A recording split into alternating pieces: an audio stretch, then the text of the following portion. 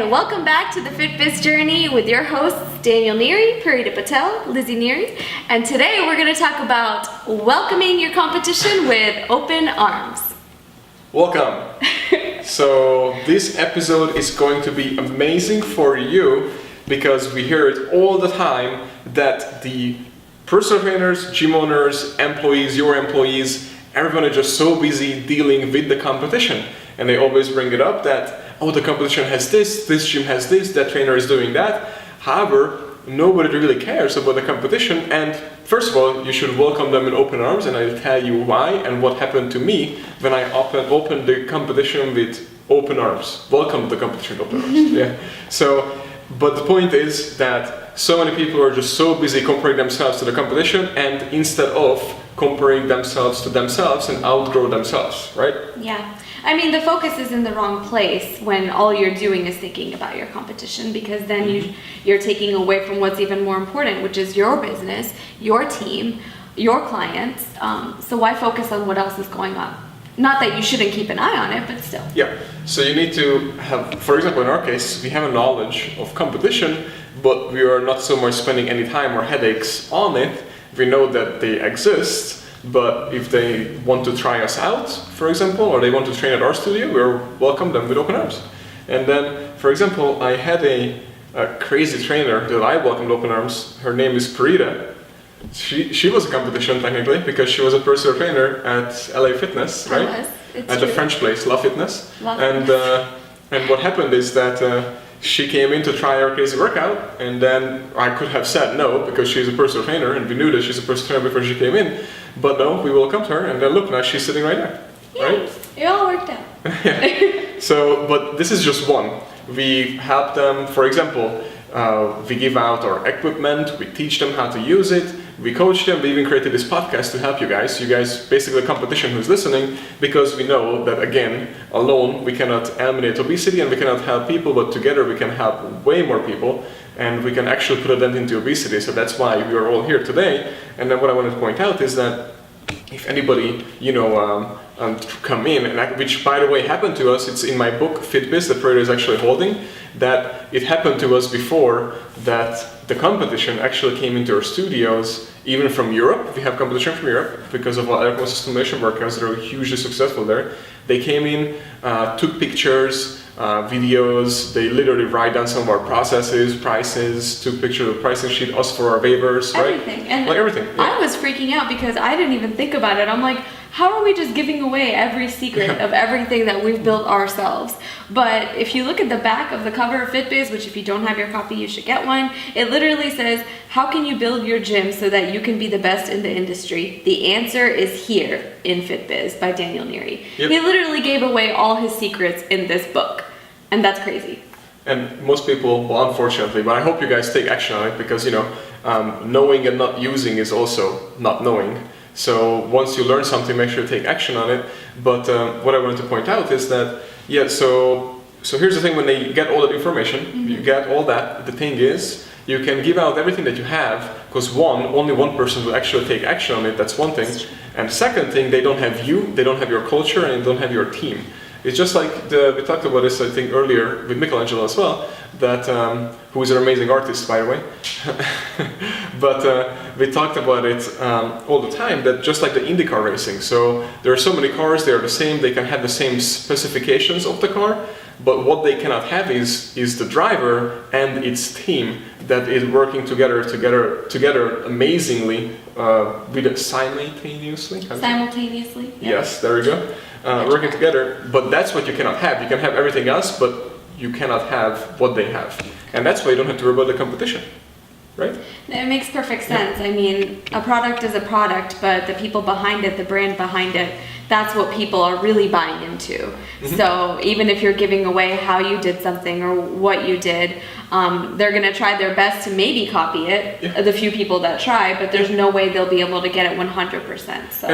And just like, so IndyCar one more time, just saying it up, that it's not about the car, it's about the driver and its team, but it's not that the car is not important, it's very important, just like our equipments and things that we have, but it is all about the team and how they're actually using it and what they're doing behind. And that's why I always use the rule of 20/80. So we usually say and everybody, by the way, so many competition who are not successful or they don't have our stuff or they're just about to start, they always say, oh, it's easy for us because we have this technology, this new thing or whatever. And here's the thing, 20% of our success comes from the technology, but 80% is come from our culture and from our people. So, and everybody can, like I said, have our technology. You can come in and buy it and we give it to you and we teach it to you.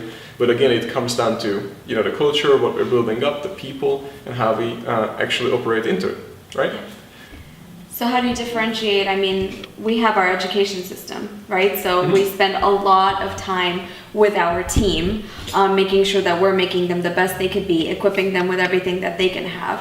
So regardless of, people trying to learn from us or not, I mean, that's actually something we offer our competition, right? Like we're actually providing education to them to help their team be the best that they could be so that we could all accomplish this big goal together. So that's one other thing that we're doing. Yeah, 100%. So the point that we try to make is, guys, that to try not to focus too much on the competition and have these headaches and say that, oh no, I cannot believe they do that. Try not to compare yourself to the people on Instagram, social media, and all these places where they actually talk about, or they showcase their cars, their houses, their money and all these things, because so many times, most of the time, unfortunately, those are actually fake. I mean, you can even Lil Bow Wow, what's his name, the rapper? He actually it was so funny. You can Google it because I guarantee you it's on Reddit or somewhere online. But he posted a picture, a selfie with a private jet on the airport and said, "All right, about to hit," and wherever he was flying, he was saying it. I'm about to get on the, to fly to whatever. And then a guy, a fan who knew who he is and followed him, was on the Southwest flight, and that he was in front of him.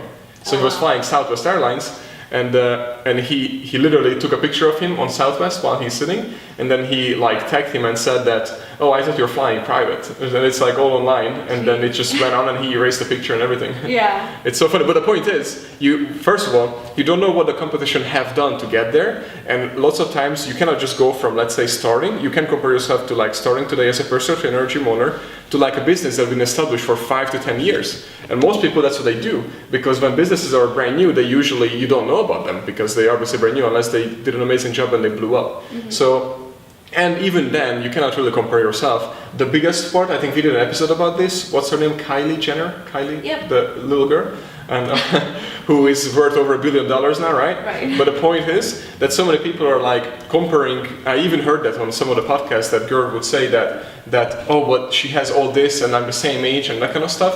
But the thing the episode of Gary Vee? That Gary Vee episode where that girl was comparing herself to Kylie? Yeah, that too, but he has that one, and what's his name? Tai Lopez has one too, and what I'm saying, this is a lot, yeah, it's a common thing. Lots of people are comparing themselves to her, but you cannot, because the thing is, what you don't realize is what actually, happened behind the scenes, and that her mom, her sisters, everybody is a business wizard, especially her mom, and they've been building this for over 20, even 30 years now, I think. Since she was born, they've had a plan established for her. And then that's other story that she leveraged social media once she got there. But the point is that you're just gonna compare yourself to her because she came from a background like that. Where did you come from? If you have, like Donald Trump and his family, and you came from that, then it's a different story because you're already up at that level. So you just have to compete now and create basically your future. Yeah. But if you start from completely the bottom, then you should compare yourself to people compared to the bottom. Yeah. I mean, if anything, you're going to set yourself up for failure if you're trying to hit that level. Great for them, of course, but that's not a great way to set yourself up for success. Yeah, so mainly, There's no way. So what can you learn about this episode, or key takeaways? Don't compare yourself to other competition, especially if you're at a completely different place, right? And then yourself, right? Yes, grow out yourself. So that's the word. Focus on you and be better. So you have to outperform you by the day. So you have to do better than the day before, than the week before, a month before, quarter before, 6 months before, and a year before. And the best rule of thumb is, instead of focusing on the competition, you should 100% focus on yourself. And if you just think back a month ago, make it a goal that even just think back a day ago, what was your thought process? You feel a little stupid that what you were thinking about yourself or the process that you had just a day ago. But usually the good rule of thumb, if just a year ago you think back of yourself, what you have been doing, the process you had in your businesses, it's completely different than today, for the better, for good. And look back, man, I cannot believe how stupid I was what I was doing just a year ago in business or in personal, life. I was wasting away eating pizza, or I wasn't working out, or I didn't have a hiring process, or I did this and this. Just look back. If you actually point out all these things, then you're on a good track, and that's your competition, yourself. Against yourself. Yes, 100%. And I was going to also point out that welcoming, because since the episode's title is "Welcome Your Competition with Open Arms," what you don't get anything out of, there's even that saying that keep your friends close but your enemies closer, and it's true. If you have your competition on your side, you never know what comes out of it. We not just help competition, guys, but we also collaborate with lots of competition. That we even work with competition on so many ways, because again, we are on the same mission, if you think about it this way. So don't close up and think, oh my god, I'm not gonna do anything because of competition, because you are in the same industry, same thing, and we are after everything, and the market is really big. So it's not like you have to kill each other. If you work together, you can accomplish way more, and there will be way more success. Right? Beautifully put. Yeah. So guys, this was just on point, short episode that I really wanted to talk about. We can drop an Easter egg actually today, because we are working on launching our newest book, which is gonna be the second edition of FitBiz. That is going to be all about. It's not a title, just want to let you know that it's going to be all about why most gym owners and personal trainers fail in the industry, and that's what the whole book is going to be about, of how to actually succeed in the industry. But we don't have a title yet, because we only come up with a title once we actually finish the book. So actually most people think about, I'm going to write a book, let's think about a title. No, the title is the last thing that you think about. So anyways, so the point is, I just wanted to say that there will be a big worked out chapter in the book about this, what we just talked about, because I just realized as we were going through my old book that the chapter that I walked about the Welcome Your Competition with Open Arms was only 2 pages or 3. It was pretty short. Yeah, it was pretty short. So I really wanted to double down on it, and I wanted to tell you that do not spend too much time on competition. That's what you need to remember, right? Yes. So guys, please remember that our actual podcast is also available on video on YouTube and on IGTV and on Facebook. So we want to make sure that you don't miss out on this. So I really want to point out that a quote that I started this chapter with, that I'm talking about how short it is, and it says, a hero is someone who has given his or her life to something bigger than oneself. And this is by Joseph Campbell. And this sums it up, basically, why in the hell or on earth, basically, we would actually have the competition. And again, I just really wanted to point out that, guys, without you, listeners, supporters, competition as well, we would not be able to eliminate obesity. So again, the reason why I opened up my arms to all of you all, because I realized, and it was hard, but it took a couple of years when I realized that I cannot do it alone. So the only way I can do this is if you and I make sure that I can help you as much as I can. So that's why we always want to get some feedback from you, that how we can improve the podcast, what questions you may have, and reach out to us. We always reply back, by the way. We get tons of fan emails, and we always reply back to you and give you all the details on what help you might need about operations with Parida, or anything basically for personal goals or anything that you want. But the point is, we just cannot do this alone. You cannot do it alone. We are here to help, because if I help you, I know you will help me, because you will be more successful, and together we can actually eliminate obesity for good. So thank you so much for your time today and joining us. We love doing this podcast, and we do it because we want to help as much as we can. So please leave us some comments, reviews, questions.